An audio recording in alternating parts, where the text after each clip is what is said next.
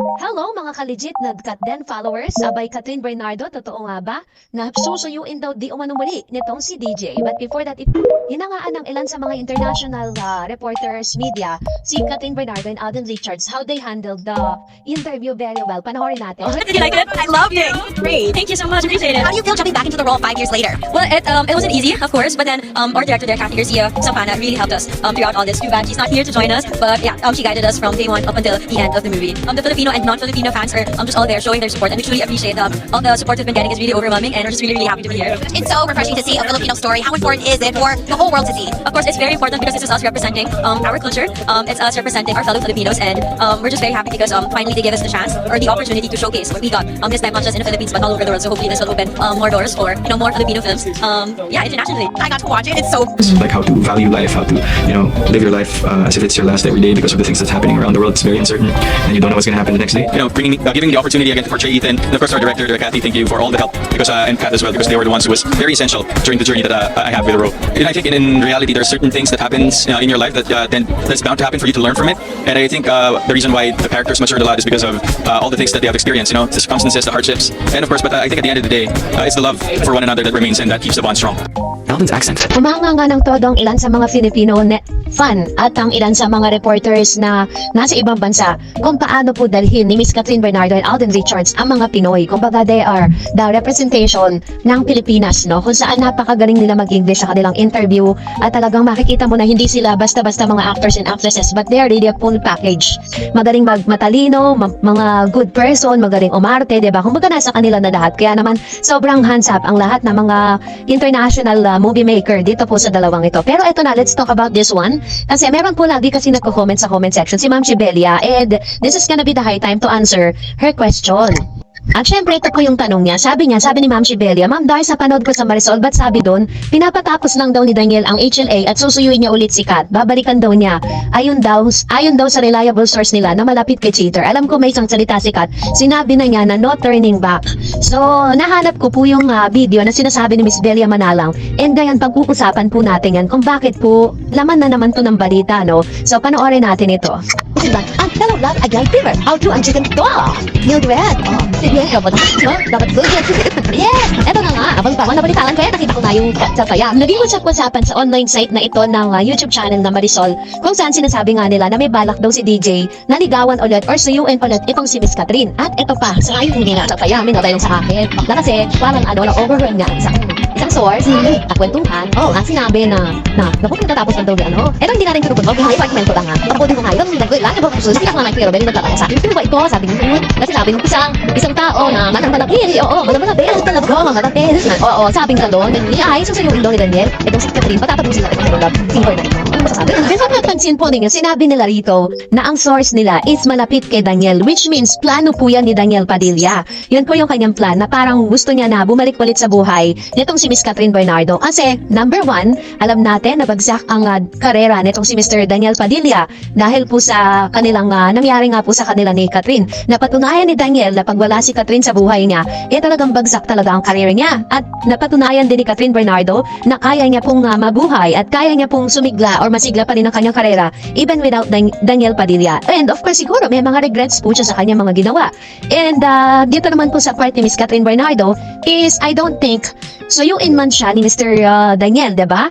At nakikita ko na parang very firm na ang decision ni Miss Catherine. Kasi paulit-ulit niyang sinasabi sa mga interview niya that there's no turning back, na hindi siya naniniwala sa second chance.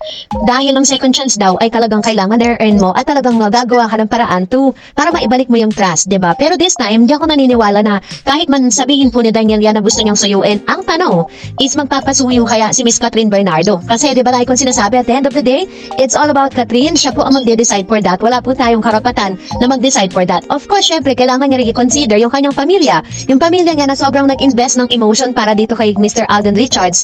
And I don't think na talagang papayagan pa ni Catherine Bernardo na makabalik ito sa kanyang buhay. And sino ba namang babae ang gugustuhin na maulit at paulit-ulit siyang sinaktan tapos mababalikin mo pa? Sa dami po ng mga statement na binitawan ni Miss Catherine, yun na lang po yung panghawakan natin. At the same time, panghawakan din natin yung mga nakikita nating magagandang bagay na nangyayari ngayon kay Kat din. And for that, narito naman ang kanyang komento. Unahin natin si Miss Endar Carias. Alam nyo, tayong mga Pilipino ay mahilig mag-ship ng mga love teams, lalo na kung malakas ang chemistry ng magka-love team. Mga fans, mga co-workers na mismo ang nauunang mag-ship at magtukso sa kanila. Maraming naging love teams na talagang malakas ang chemistry pero hindi naging sila kahit siniship sila ng mga workmates nila at mga fan. Isa dyan ang love team ni Bea at John Lloyd Cruz. Nagkaroon pa nga ng third sequel ang kanilang movie at grabe din ang kanilang closeness pero hindi sila humantong sa romantic relationship.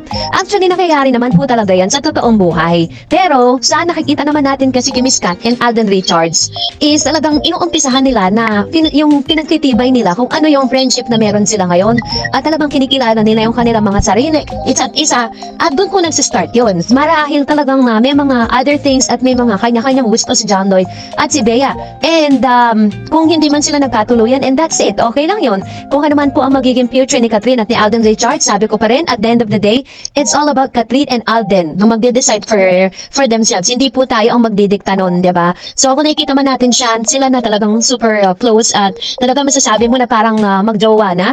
So, let's enjoy the moment, diba? Huwag natin basagin yung kaligayahan ng maraming mga fans. Sabi ni Miracle Manuba, and here in Yellowknife, Canada sold out na rin ang Yellowknife. Again, super lakas talaga kasi kahit sa ang sulok ng Canada sold out. Congratulations to both of you. Actually, tama po yung sinabi ni Miss Miracle Manuba, no? Talagang sobrang sold out po talaga sa Canada. Kaya nga, marami pong mga Canadian na Filipino people na naroroon na gusto po sana nila na dalawin din sila ng Katden at bumalik sila sa Calgary. Sabi ni Miss Cecilia, wow, thanks for reading my comments, always watching your vlog. Thank you, Ma'am Shi.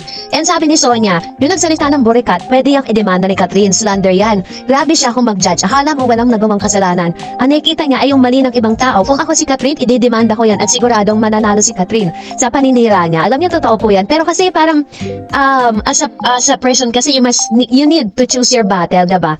And sabi ni Miss Annabel Garden, nahihirapan si Valerie na i-describe yung totoong relasyon ng Katden. Kaya yung about their personality na lang ang sinasabi niya. Kung anong mga ugali at hindi mga plastic na tao ang Katden.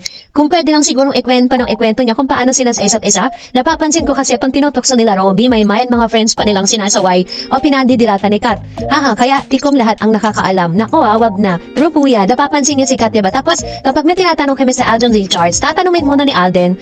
Sa mata nila, talaga doon sila nagsisenyasan. Tatanungin niya muna si Atty. Kat kung sasagutin niya ba o ilalabas na yung or parang sasagutin niya ba yung tanong na to or wag ganon. Naku, wag na lang i-rewind yung mga cheater na yon. They don't deserve it. While going to Europe and then sana mag-date sila doon. Marami mga romantic places doon, diba? Para lalo silang ma-in-love sa isa't isa. Ay, nandun nga para si Mami Min. Thanks sa update, Miss Darrets. And good night. Oo nga po, nakita ko si Mami Min na nandoon. Pati po si R.D. Polkerson, diba? Nag-meet na po sila doon. Kasi si R.D. po, kapatid po, half-brother po ni Mr. Alden Richards yon.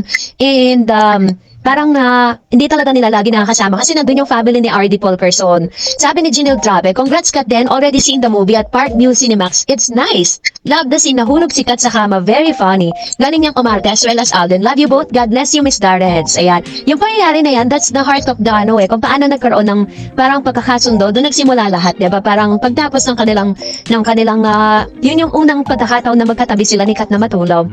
And para po masaksiyan yung panoorin niya. Sabi ni Miss Emilita, thank you Ma'am Darrets sa mga update mo sa totoo, nawawala ang stress ko sa Kat Den. Pray na sila ng talaga kasi galawang totoo. Bawat galaw nila at mata lang, alam na nila ang gagawin. God bless you, Ma'am Darrets. Very true. Totoo po yan, ano?